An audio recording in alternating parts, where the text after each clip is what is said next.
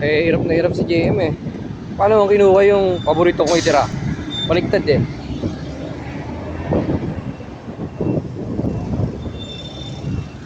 Hindi ganyan ang unang method. Kaya humaba, ano rin ang humaba. Eh, sa labing apat na linya, kukuhanin mo ang lahat dadaloy. Kaysa sa hindi dadaloy. Isang linya ay katumbas ng lahat ng linya. Yun ang unang method. Para example, 3-4. Isang daloy, butasin mo lahat. O di wala, lahat isang daloy. Ganun yun.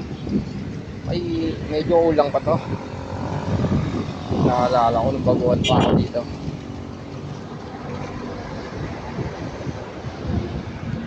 Isang taon na ako dito.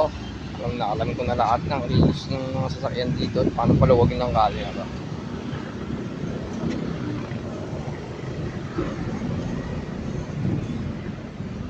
Kailangan na ikaw ng method. Mahaba na po lahat ng sulok. Ayaw naman ibigay sa akin.